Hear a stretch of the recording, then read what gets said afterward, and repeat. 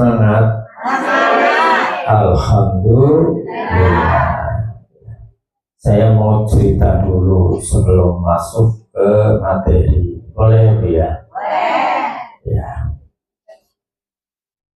Pertama, di dalam Al-Quran itu ada seorang nabi yang namanya Nabi Yusuf. Ya, Nabi Yusuf itu ya. Kenal ibu Nabi Yusuf? Enggak kenal. Iya.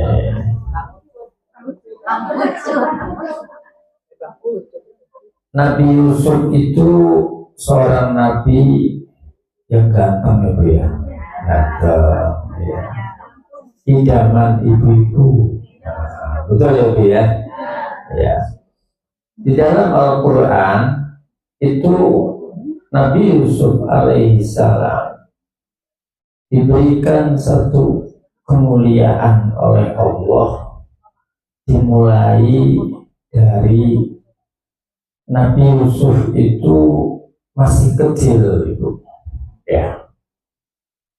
Dia diberikan mimpi oleh Allah Subhanahu wa ta'ala. Mimpi ada matahari, ada bulan, ada bintang yang sangat banyak jumlahnya. Semuanya sujud kepada Nabi Yusuf. Lalu beliau nanya sama bapaknya. Bapaknya siapa Bu? Nabi Yusuf? Nabi Yakub. Ya.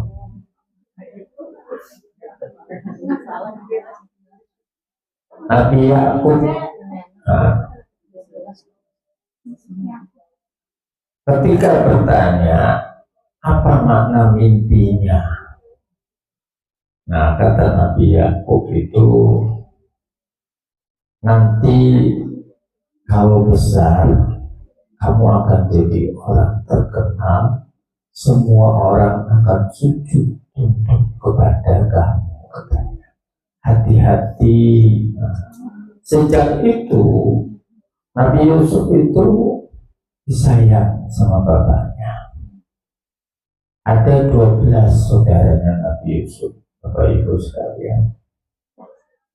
Nah, ketika Nabi Yusuf sudah mulai agak gede sedikit, karena disayang sama bapaknya lebih dari yang lain, maka saudara-saudaranya ini sirik, iri, ya.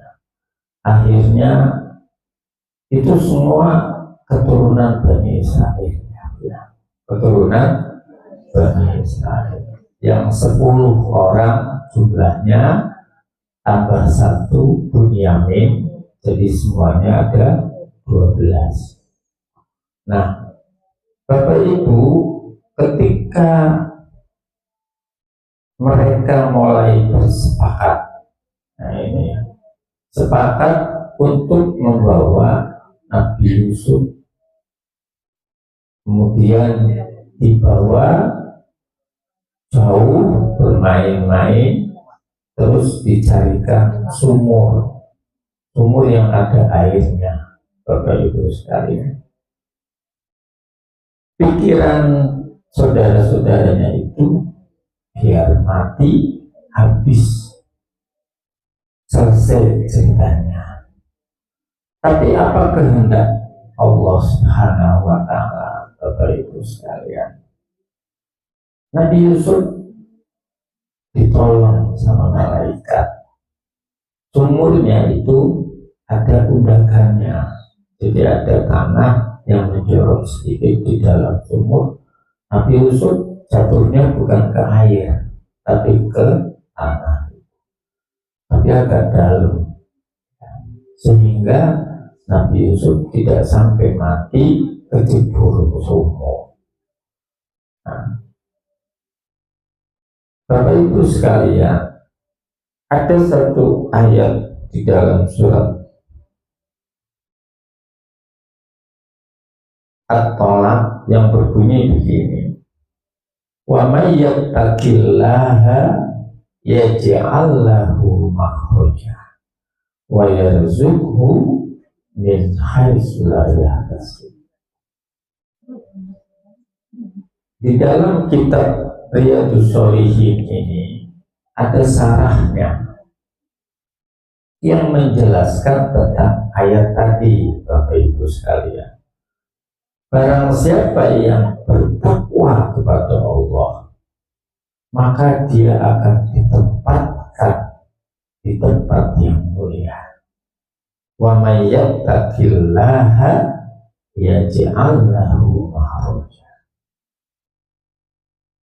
Nah, ini mulai kita belajar namanya tasawuf. Siapapun orangnya yang dia bertakwa kepada Allah dengan hati yang ikhlas dan muraqabah. Muraqabah itu dekat sekali kepada Allah. Maka dia akan ditempatkan di tempat yang mulia. Wa yarzuqhu min haitsu la yahtasib.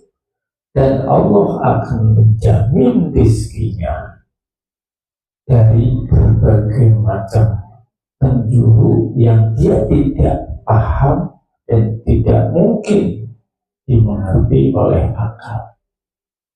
Wa yarzuqhu min haitsu la yahtasib. Dari manapun Allah akan kasih rezeki. Itu satu. Ketika Nabi Yusuf dewasa, dia lahir di tempat yang terpencil, di kota kecil.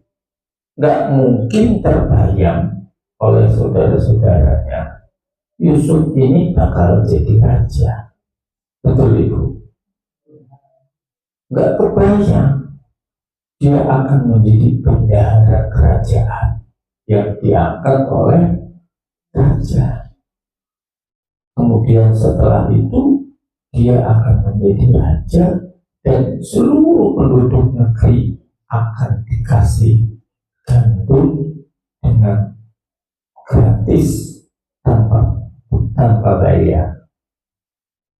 Ketika terjadi musim paceklik yang cukup panjang, nah, nggak pernah terpikir bahwa ada rezeki yang sangat luar biasa yang itu dialami oleh seorang anak yang jauh dari penduduk kecil, dari kota kecil yang dibawa ke kerajaan. Apa maksudnya saya cerita ini Bapak Ibu sekalian? Kalau Allah sudah punya kehendak kepada orang yang bertakwa, kita akan diberikan tempat yang mulia dan akan diberikan rezeki dari sesuatu yang tidak terduga. Nah, itulah pemahaman yang pertama tentang siapa orang yang bertasawuf. Dia pasti akan mendapatkan tempat yang mulia. Ibu-ibu mau bertasawuf? Saya ajarin sedikit pelan-pelan ya. Di dalam kitab Ihya Ulumuddin, Allah Subhanahu wa Ta'ala itu mengajari kepada kita semua. Kemudian dikutip oleh Al-Imam Al-Ghazali. Bunyinya begini. Istighfar itu ada caranya dalam proses kita mengabdi kepada Allah, pasrah diri kepada Allah. Astaghfirullahaladzim min kulli dzambin adzim wa atubu ilaihi taubata abdi dzalim la yamliku li nafsihi dzarra wala naf'a wala mauta wala hayata wala syura. Apa artinya itu? Kita beristighfar kepada Allah sambil kita itu menyadari bahwa kita itu tidak punya daya, tidak punya kekuatan. Astaghfirullahaladzim. Ya Allah, ampuni dosaku ya. Makhluk yang paling bodoh, makhluk yang banyak dosa, makhluk yang tidak mengerti apa-apa.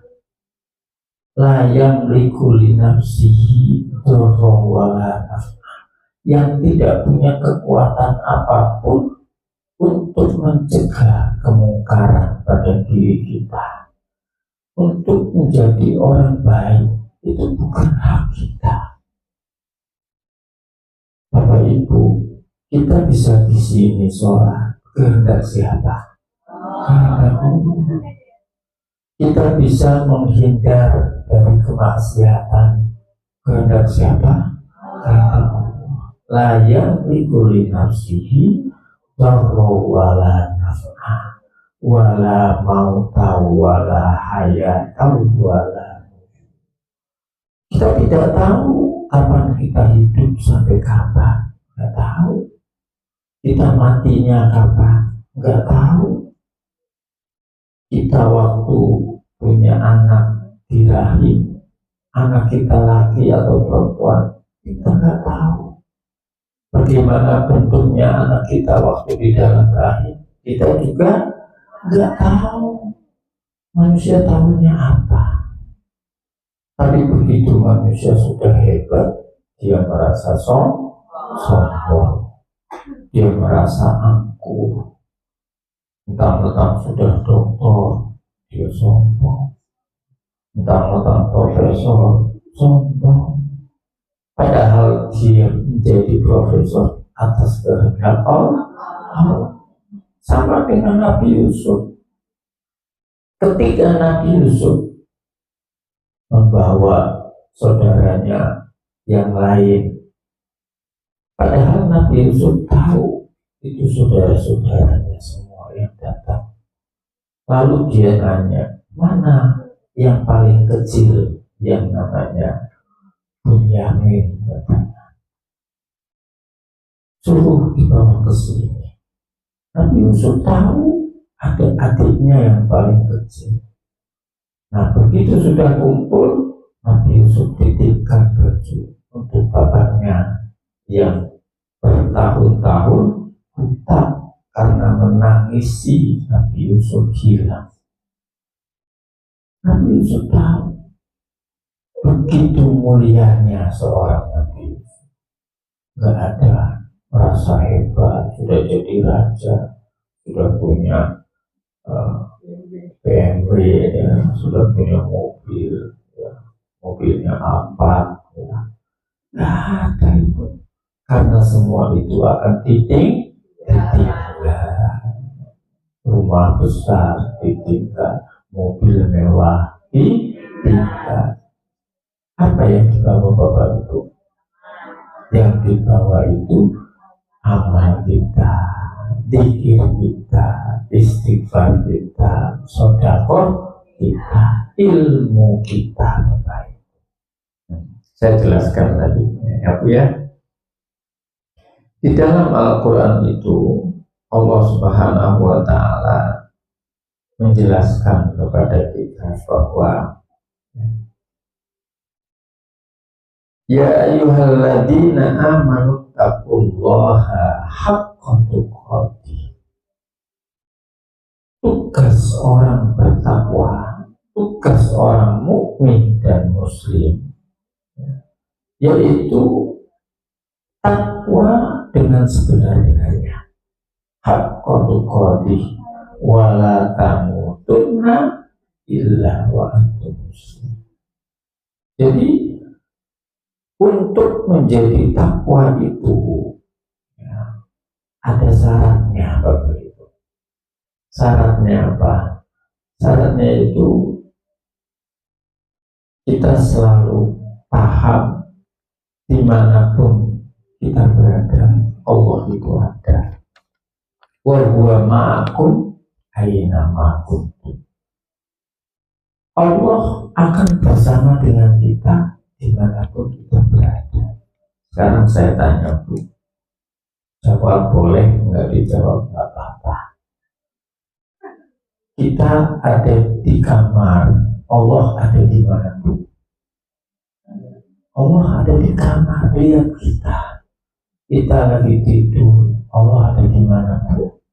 Allah lihat kita. Kita lagi sholat, Allah ada di mana Bu? Allah ada di kita. Lihat kita. Karena Allah melihatnya itu dengan cara Dia mengutus malaikat. Malaikatnya di mana Bu? Di kanan sama Rokib sama wa huwa ma'akum aina ma kuntum. Kalau kita sadar setiap hari, setiap saat Allah ada bersama kita, terus kita ngapain bohongin suami, kita ngapain bohongin anak, kita ngapain ngomongin tetangga, coba ya, berusaha. Nah, di dalam ilmu tasawuf itu ada satu hadis dari Rasulullah SAW yang menjelaskan tentang apa itu al-bir dan apa itu al-ism, apa itu kebaikan dan apa itu dosa. Maha kafi nafsika,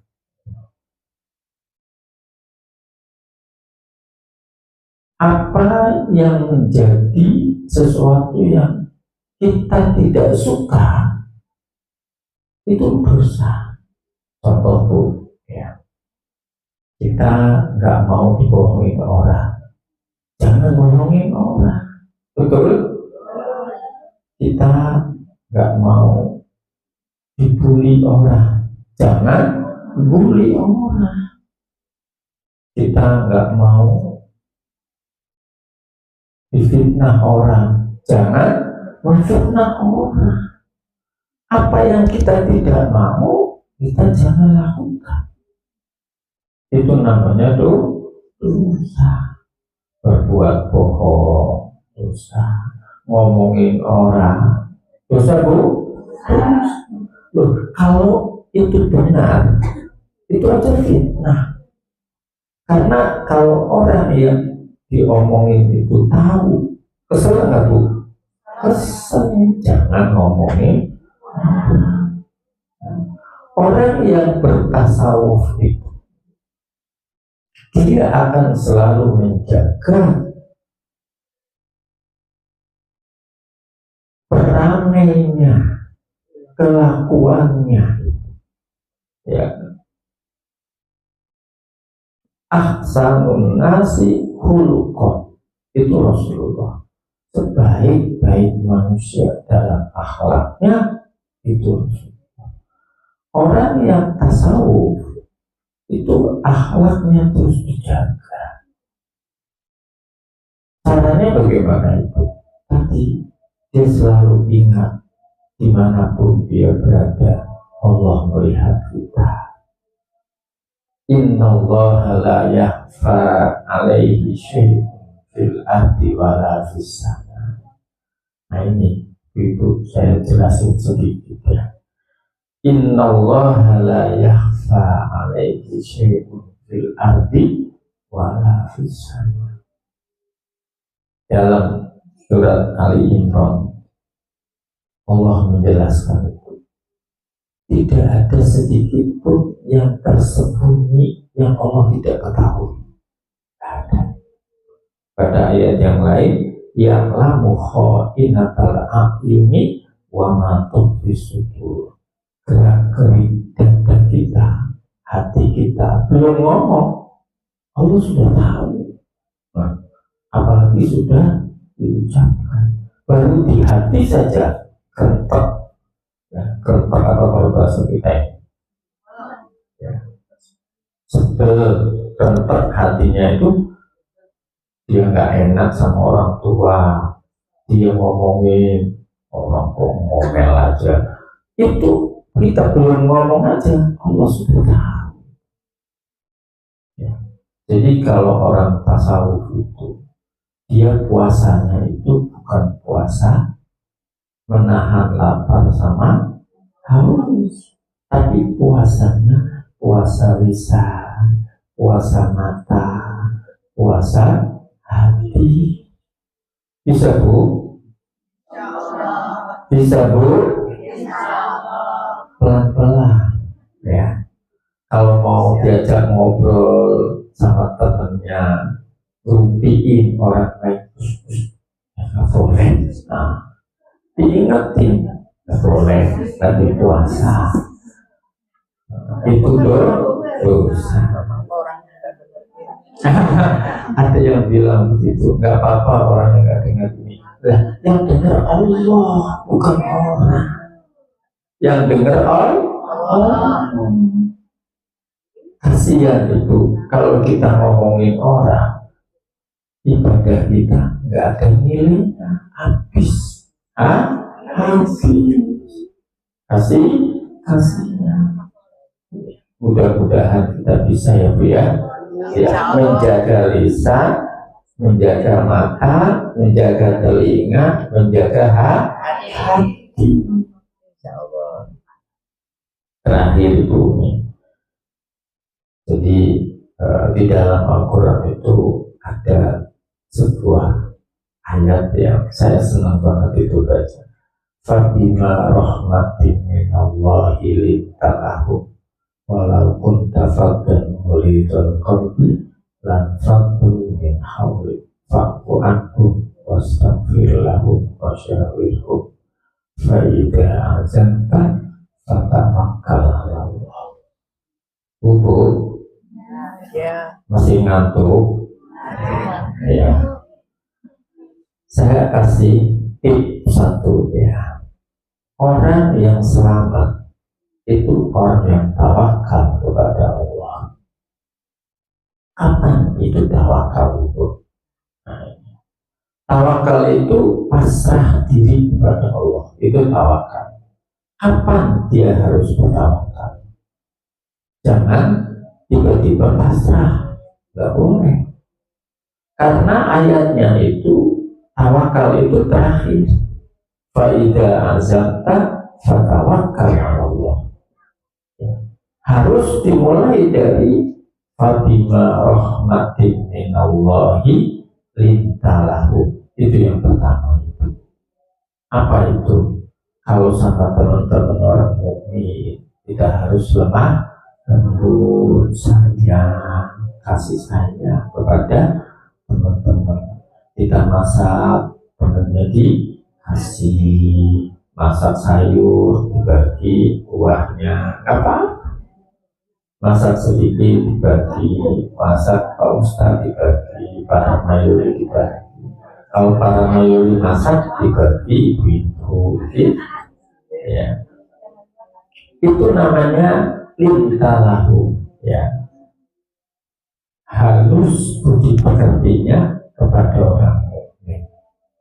Fabima rahmatin minallahi lintalahu walau kunta faddan ghalidhal qalbi lan faddu min hawlik. Kalau ada yang bikin kesel hati kita, jangan ikut kesel. Jangan ikut kesel. Kalau ikut kesel, kita ngikutin setan. Maafi, fa'fu anhum, dimaafi. Ya Bu ya. Kenapa? Saya cerita sedikit Ibu. Ketika Rasulullah SAW masih ada di Mekah, setiap hari ketika mau ke masjid dilempari kotoran. Setiap pagi subuh dilempari kotoran sama sahabat, ibu-ibu kebetulan. Ya, terus dilempari. Suatu hari apa Rasulullah marah? Enggak.